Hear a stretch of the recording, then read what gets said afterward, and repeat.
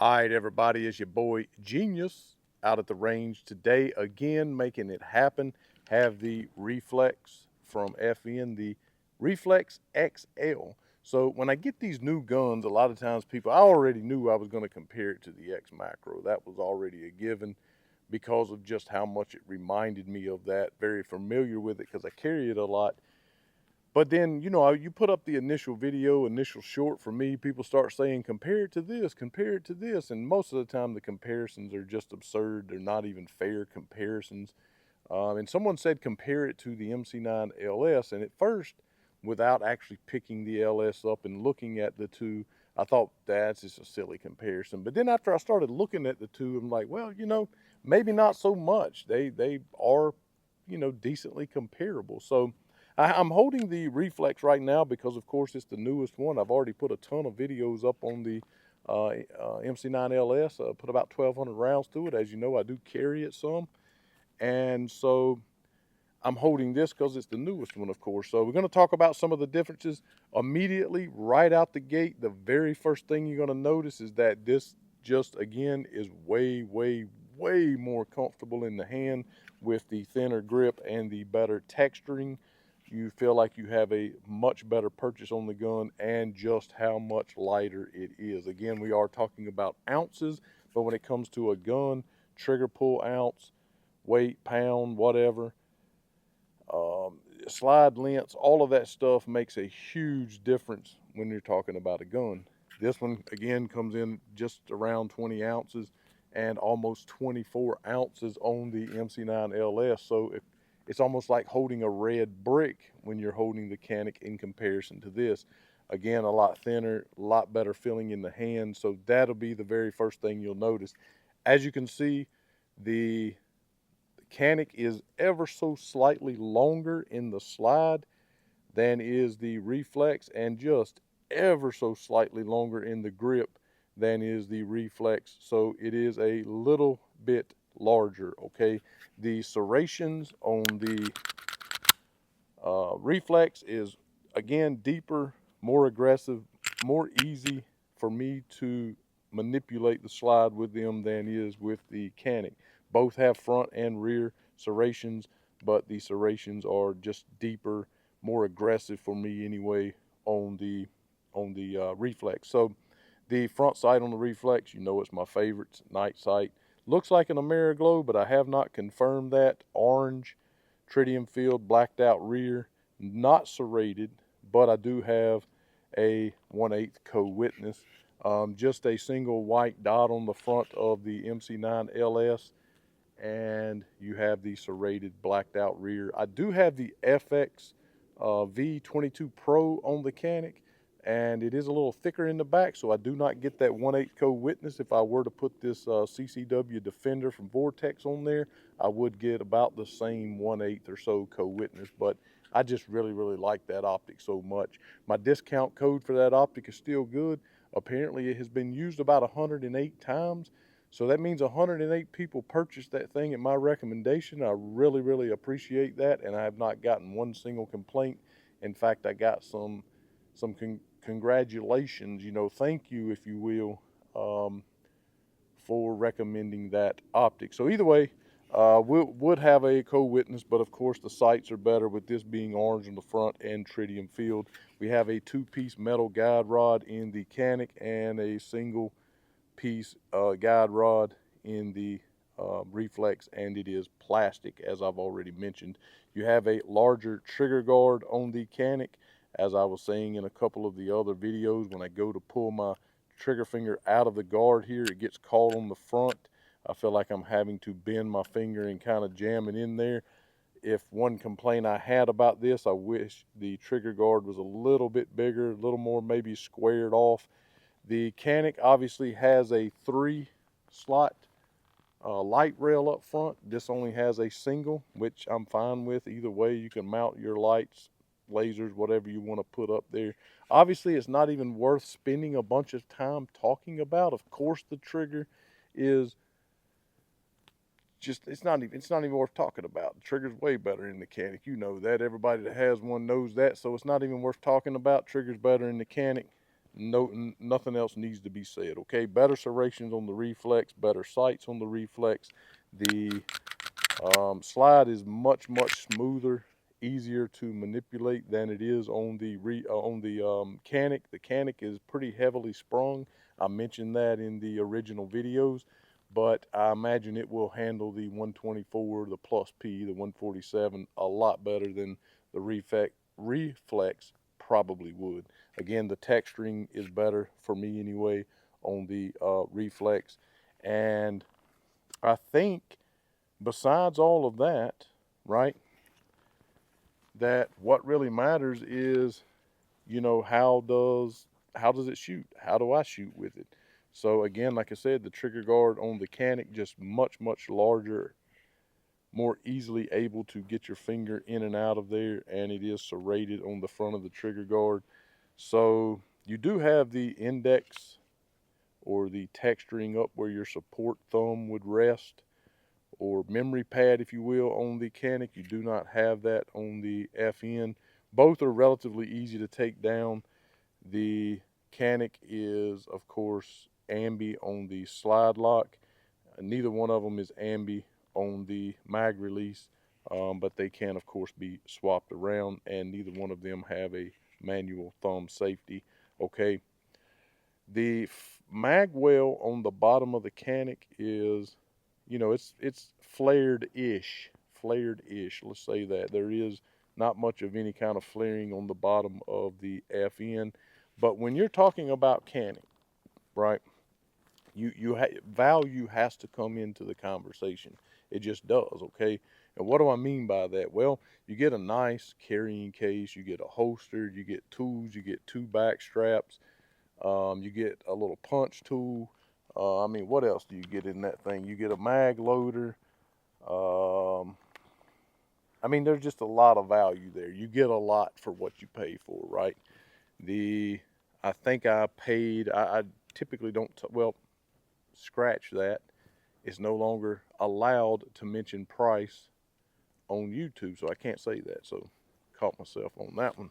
But either way, this one, of course, was the FN was priced a little higher than the Canik. So, with that being said, that has to come into the equation. Now, if you shoot horribly with it, can't really be in the equation, but value definitely has to come into the equation. And as you know, I shot lights out with this Canik. A lot of that, of course, attributed to that FXV 22 Pro, and how much I just really like that. And both of them have, well, the Canik has the loaded chamber indicator, or what I call the GSR, or gun oil tosser, because it tosses gun oil and GSR all over your optic. And you have a little peephole on the FN. This one has a huge, the Canik has the huge, you know, loaded chamber indicator that you're accustomed to seeing on the Canik, and it's way worse. I mean, it really throws the junk all over your optic. Just don't know why they still do that. But either way, I'm going to do like I did with the macro comparison. I'm just going to shoot one magazine with the camera on me, and then one magazine down at the target, so you can see the accuracy, and then turn the camera back around and talk a little bit about which one shoots better, which one am I better with, and because at the end of the day, that is what matters. So let's do that. All right, so one thing that I did not mention was that the FN, as I've already said in the other videos, has a 15 rounder and a 18 round magazine, and the Canik has 2 17 round magazines. So just going to shoot the Reflex. I only have 115 ball ammo, the Monarch, loaded up in here. Just going to start out shooting that. I mean, I feel like I probably could have pulled some footage from yesterday, because I've already shot it and just kind of used that. But if you're doing them side by side, you kind of want to do it at the same time. So that's what I'm going to try to do. Plus, you get more rounds through the FN to see how that goes.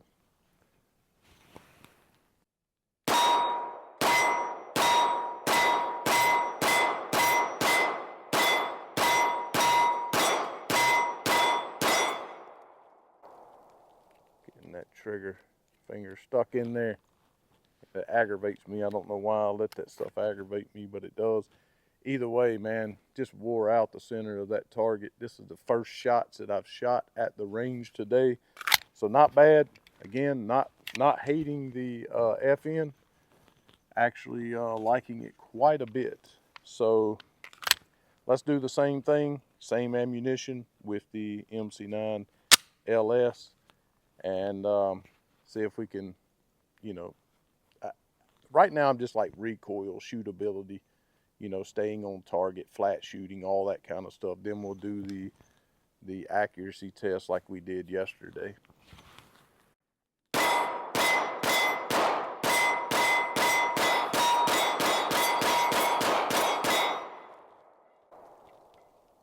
Okay, so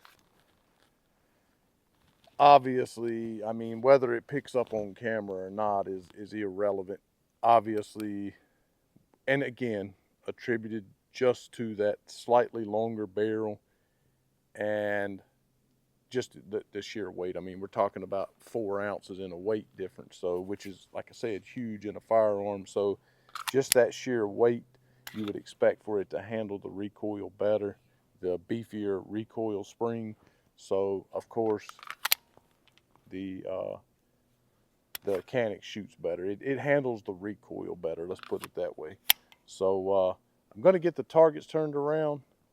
Going to get the camera turned around on the targets like I did with the comparison yesterday, and just shoot for the dead center of the target, slow the shooting down, and just see at 10 yards how I'm able to get placement with these two firearms. So let's get to doing that. Okay, this time I'm going to switch it up a little bit. I'm going to start with the Canik versus yesterday, starting with the FN, and 10 yards. See how it goes.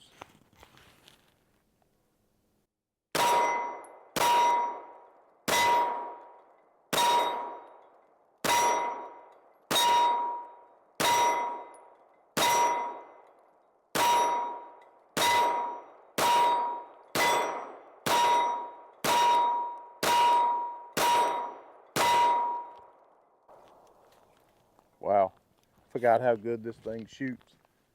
So it's right there with where I was shooting yesterday with the other two. So let's get the reflex out. I shot on the right target with the Canik, and I'm gonna shoot on this left target because yesterday I was being stupid shooting at the same target and spray painting it and shooting the same target again. So I really couldn't compare the two. So I was having to guess and go back and look at the footage. So hopefully there won't be any guessing today. FN Reflex, same deal, 10 yards. Got the 18 round mag loaded up.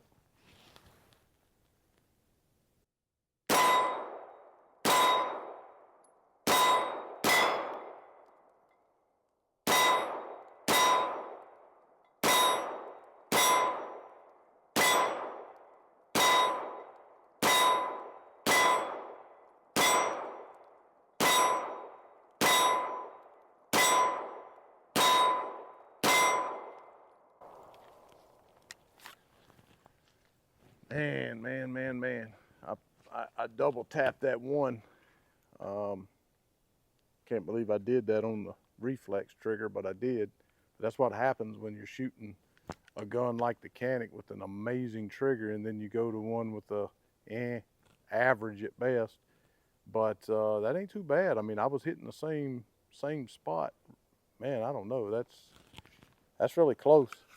So might would have to run that again. So I don't know. What I'll do is I'll do what I did on the macro. I'll do the alternating. I'll turn the camera around and do the alternating shooting between the 4 targets, and see how that goes. You know, how fast I could shoot with it, you know, and pick it up moving from one target to the other. So let's do that. All right, so I have the FN Reflex first. I have 1 in the pipe, 16 in the magazine for a total of 17 to keep it fair. And I'm going to alternate between these targets. Let me clean my glass off a little bit here. I'm going to alternate between the targets. And I'm not going to do the 147, 124 because I can tell you from just not terribly long ago and carrying that MC9LS. It's in the rotation, let's put it that way. So I do shoot it off camera with my carry ammo. So I can already tell you without any doubt of a complete certainty that the MC9LS handles the recoil of the Plus P, the 124, 147, much better than does the FN, but it is extremely lightweight, the FN is. So let's get to alternating between the targets here.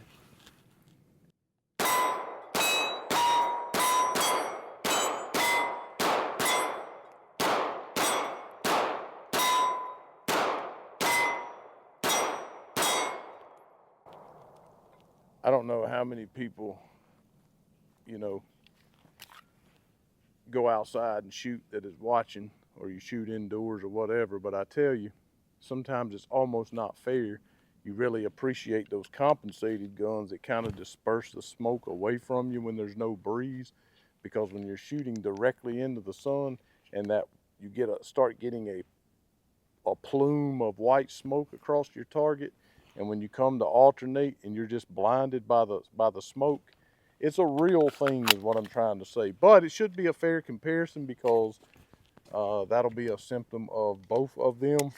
So it won't just be on the reflex, so it should be fair either way. Pull this from the back because, like I said, these serrations on the front are just not as good. I believe it's 17 total in this one as well. I think it was just because I didn't want to open another box of ammo. But here we go, alternating between targets, Canik MC9LS.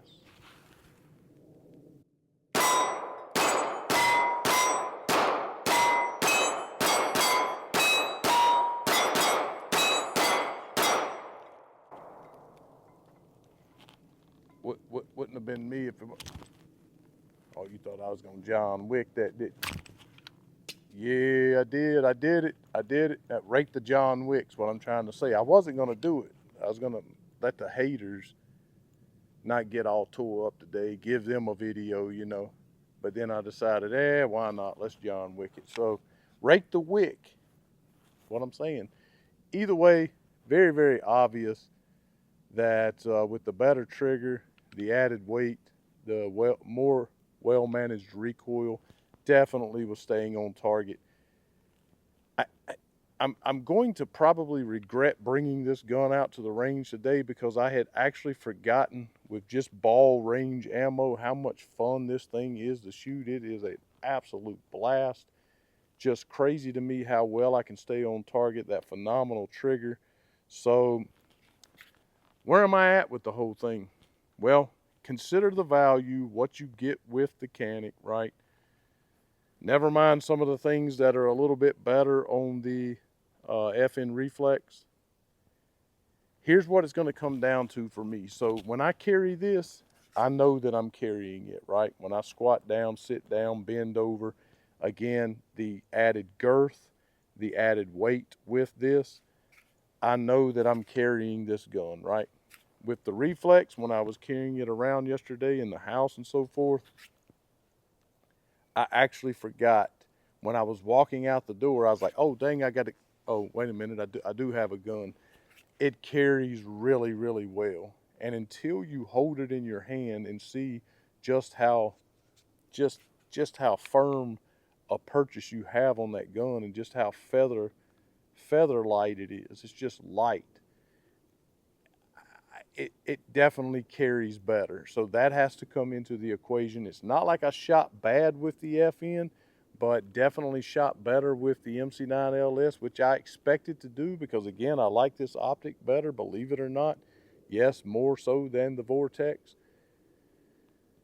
But also just that trigger and just managing that recoil better. So what do you have to pick? You have to pick the one that you're going to shoot the best with. You know, if you have multiple assailants coming from different directions, you got to pick the one that you shoot better with. So that would be the Canik MC9LS. That doesn't hurt my feelings at all to say that. Again, if you're an FN guy, if you're an FN fan, you want the new Reflex, way, way, way better than the original Reflex. You will not regret your purchase. I love the Reflex XL. had a ton of fun shooting that thing. And actually, when I went home yesterday and my wife asked me, now that you're off camera and you've had time to really sit and debate about it, which one did you really like better?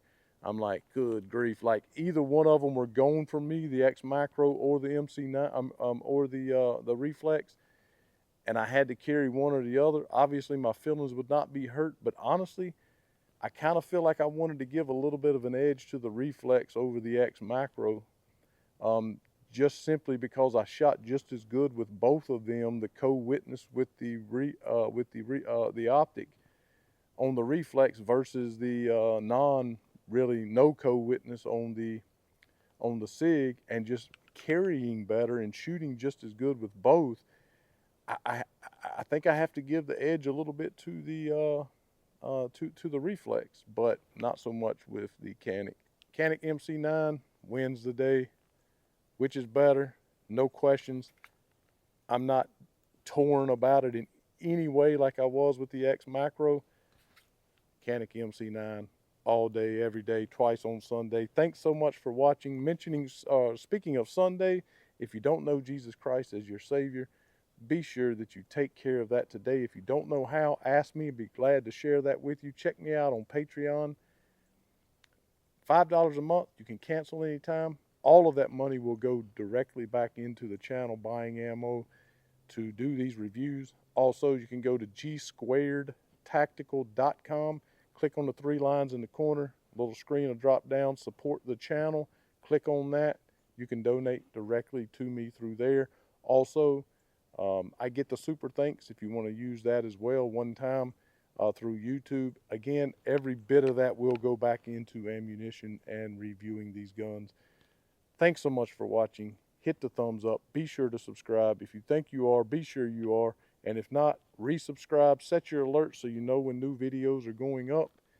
Tell all your friends and family where they can find the best, most honest blue-collar gun reviews on YouTube. And as always, to God be the glory.